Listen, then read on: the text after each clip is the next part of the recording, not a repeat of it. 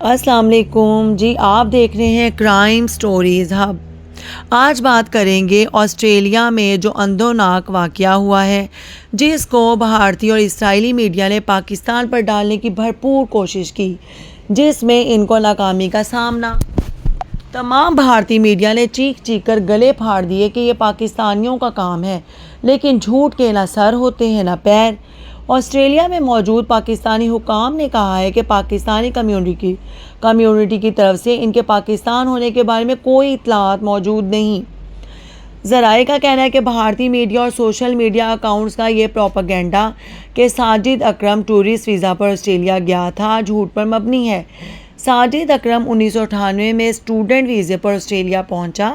یہ ویزا 2001 میں وارینا نامی آسٹریلین خاتون سے شادی کے بعد پارٹنر ویزا میں شامل ہوا۔ آسٹریلین حکام کی طرف سے اب تک جو بریفنگ دی گئی ہے ان میں بھی پاکستان کا ذکر نہیں، لیکن سب سے پہلے اسرائیلی اخبار یروشلم پوسٹ نے باپ بیٹا کے پاکستانی ہونے کا پروپیگنڈا شروع کیا۔ کچھ مغربی میڈیا کی طرف سے بھی دعویٰ کیا گیا۔ امریکی انٹیلیجنس نے تصدیق کی کہ دونوں کا تعلق پاکستان سے ہے۔ اب تک حکام اور مقامی میڈیا کی طرف سے جو معلومات سامنے آئی ہیں ان کے مطابق فائرنگ کرنے والے باپ ساجد اکرم کے پاس اسلحے کے متعدد لائسنس تھے، ٹھیک ہے جی، اور وہ گن کلب کا رکن بھی تھا، جبکہ بیٹے کے پاس کوئی لائسنس نہیں تھا اور وہ آسٹریلیا میں ہی پلا بڑھا تھا۔ ساجد اکرم کے آسٹریلیا منتقل ہونے کے بعد ملک سے صرف 3 بار باہر جانے کا ریکارڈ موجود ہے، یعنی کہ وہ آسٹریلیا میں ہی کافی عرصے سے ہے۔ ایسے میں اسرائیلی، بھارتی اور افغانی سوشل میڈیا پر پاکستان کو اس میں ملوث کرنے کی کوشش کرنا ان کی شکست خوردہ ذہنیت کی عکاس ہے۔ واضح ہے کہ گزشتہ روز سڈنی میں بونڈی بیچ پر یہودیوں کی ایک تقریب میں فائرنگ سے ہلاکتوں کی تعداد 15-16 ہو گئی ہے، 15 یا 16 بتائی جاتی ہے، جبکہ 2 پولیس اہلکار اور حملہ آور سمیت 40 زخمی ہسپتال میں زیر علاج ہیں۔ آسٹریلی وزیر اعظم انتھونی البنیز کا کہنا ہے کہ سڈنی واقعہ کا مسئلہ ملزم نوید اکرم کسی انسداد دہشت گردی واچ لسٹ میں شامل نہیں تھا۔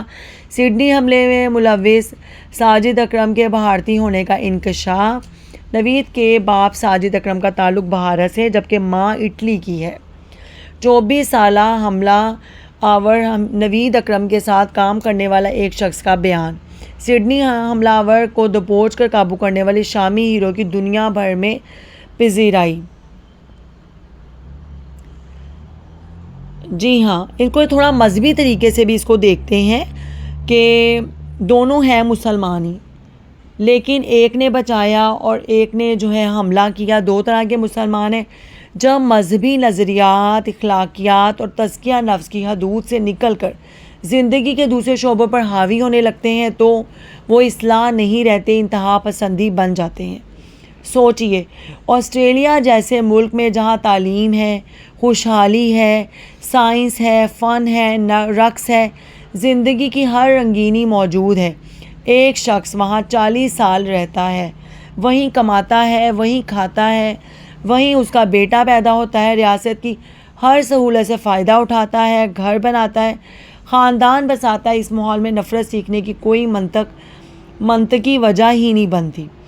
پھر بھی اگر ایسا انسان درجنوں بے گناہوں کو مارنے کا ارادہ رکھے اور یہ بھی جانتا ہو کہ بعد میں خود بھی نہیں بچے گا، تو یہ کسی سماجی محرومی، کسی معاشی دباؤ یا کسی ثقافتی کمی کا نتیجہ نہیں ہوتا، یہ ایک انتہا پسند مذہبی ذہن کی پیداوار ہوتا ہے۔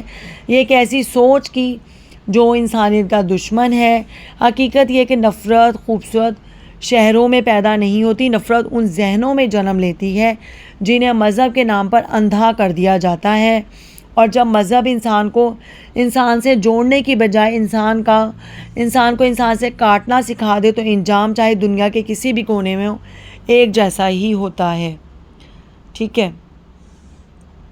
یہ 2 طرح کی باتیں آپ کے ساتھ، اور نوید کو تو نوید کو تو بہت سراہا جا رہا ہے، بہت ہی ان کا استقبال کیا جا رہا ہے، ان کے ساتھ پیار محبت کا برتاؤ کیا جا رہا ہے۔ اس کے بارے میں بات کریں گے۔ اس کے علاوہ ایک اور واقعہ جو کہ انسان کے پاگل پن اور درندگی کی شاندار مطلب شاید کوئی حد نہیں ہوتی۔ کل ایک ڈی ایس پی کو گرفتار کیا گیا، اس نے اپنی بیوی اور بیٹی کو قتل کر کے ان کے اغوا کا پرچہ درج کرا دیا اور اس کی تفصیل اخبارات میں شائع ہوئی ہیں، انگریزی اخبارات میں بھی شائع ہو رہی ہیں۔ ایک باپ ہے، وہ ایک ذمہ دار پولیس افسر ہے اور اسے کس بے رحمی اور صفاقی کی حد تک وہ گیا۔ اطلاعات کے مطابق یہ پولیس افسر شاید دوسری شادی کرنا چاہتا تھا، بیوی اور بیٹی مخالفت کر رہی تھی۔ اس نے ایک دن ان دونوں کو گاڑی میں بٹھایا، ڈی ایچ اے سے ڈنر کرایا اور پھر لاہور رنگ روڈ پر جا کر جہاں سنسان مقام تھا وہاں دونوں کو گولی مار دی۔ بیٹی کی لاش رنگ روڈ سے آگے کسی نالے میں پھینک دی جو کہ اس کی اپنی بیٹی تھی، اپنی جائز اولاد تھی۔ یہ حال ہے جی پاکستانیوں کا۔ اور بیوی کی لاش کو شیخو پورہ کے مضافات میں کہیں پھینک دیا۔ بعد میں بیوی اور بیٹی کے اغوا کا پرچہ درج کرا دیا۔ ادھر دونوں مظلومات کی لاوارث لاشیں کئی دنوں بعد پولیس کو ملی، رسمی کارروائی کی گئی، اخبارات میں تصویریں بھی شائع ہوئیں، چھپیں اور پھر انہیں دفنا دیا گیا۔ ڈی ایس پی اس دوران نہایت بے شرمی اور ڈھٹائی سے اپنی روٹین کی ڈیوٹی دیتا رہا۔ چونکہ وہ روٹین کی ڈیوٹی دیتا رہا اس لیے کسی کو اس پر شک بھی نہ ہوا۔ اغوا کے کیس کو بھی فالو کرتا رہا ہوگا۔ اب کہیں جا کر اس کی سالی نے آئی جی کو درخواست دی کہ ہمیں شک ہے بہنوئی نے میری بہن کو قتل کر دیا اور بیٹی کو کہیں چھپا دیا۔ انہوں نے کہا بیٹی تو اس کی اپنی ہوگی، چلو بیوی کو تو قتل کر دیا ہوگا، شاید بیٹی جو ہے وہ اس کی اپنی ہے تو اس کے ساتھ کوئی اچھا ہی سلوک کیا ہوگا۔ لیکن یہاں پر بے شرمی یہ ہے کہ اس نے اپنی بیٹی کو بھی مار دیا اور بیوی کو بھی مار دیا، اس پر ٹارچر کرتا رہا کیونکہ یہ پہلے بھی تشدد کرتا رہا ہے۔ یہ اس کی سالی نے بیان دیا۔ اعلیٰ سطح پر انکوائری ہوئی تو کئی چیزیں مشکوک لگی، جس کی اکلوتی بیوی اور بیٹی اغوا ہو چکی ہے اور 2 ماہ سے روٹین کی ڈیوٹی کر رہا ہے۔ مطلب وہ اپنی ڈیوٹی کر رہا تھا، بیوی بیٹی کو مارا اس نے، اپنی ڈیوٹی وہ اسی طرح کر رہا تھا۔ وہ اسی وجہ سے ڈیوٹی کر رہا ہوگا نا کہ مجھ پہ کسی کو شک نہ ہو۔ تو سب کو مگر یہ بات بہت عجیب لگی۔ کسی طریقے سے اس کی سرکاری گاڑی لی گئی، فرنٹ سیٹ سے نئی لیدر شیٹ کی پوشش ہٹائی گئی تو نتیجے خون کے دھبے جو ہے نیچے سے سیٹ کے نیچے سے نکلے۔ اس کے گھر سے بھی کچھ ایسے ثبوت ملے۔ گاڑی کا فرانزک ہوا تو گولیوں کے نشان بھی مل گئے، اس کے موبائل کا ڈیٹا بھی لے گیا۔ پھر اسے گرفتار کر کے اس کی تفتیش کی گئی، لگتا ہے کچھ چترول بھی کی گئی ہوگی تو اس نے اعتراف جرم کر لیا، بلکہ ان جگہوں کی نشاندہی بھی کی جہاں لاشیں پھینکی تھی۔ یوں کنفرم ہو گیا۔ اس تصویر کو دیکھتے ہی اس پولیس افسر کی بے رحمی، بے غیرتی اور شفاق جھلک نظر آ رہی ہوگی آپ سب کو۔ مجھے حیرت ہے کہ اپنی اکلوتی معصوم بیٹی کو مارنے کی جرت اس بدبخت زمانہ میں کیسے آ گئی۔ دوسری شادی کرنا چاہتا تو کرتا، بھاڑ میں جاتا، بیوی کو چھوڑ دیتا، علیحدہ ہو جاتا، بیٹی کو بھی ماں کے پاس جانے دیتا۔ وہ گن پوائنٹ پر تو اسے نہیں روک سکتی تھی، ٹھیک ہے گھر میں انہوں نے کہا ہوگا، منع کیا ہوگا، انہیں قتل کرنے کی انتہا تک کیوں گیا؟ درندگی کی ایسی مثال سامنے آئی ہے تو واقعی لگتا ہے کہ ہر انسان کے اندر ایک جانور چھپا ہوتا ہے۔ جانور کی قسم میں شاید فرق ہوتا ہے، کسی کے اندر خنزیر، لگڑ بھگڑ اور افریقی کتے بھی چھپے ہوتے ہوں گے۔ نہایت افسوسناک، نہایت تکلیف دہ، یقین نہیں آ رہا کہ ایسا ہو گیا۔ اللہ ان مظلوموں کی مغفرت فرمائے۔ وہ تو ایک جابر انسان کے چنگل سے نکل کر شہداء کی صف میں شامل ہو گئی، بچی بھی، ماں بھی۔ اچھی بات ہے کہ قتل بے نقاب ہوا اور انشاءاللہ یہ بدبخت تمام زندگی جیل کی سلاخوں کے پیچھے سڑتا رہے گا، یا پھر اس کو تو سزائے موت ہونی چاہیے۔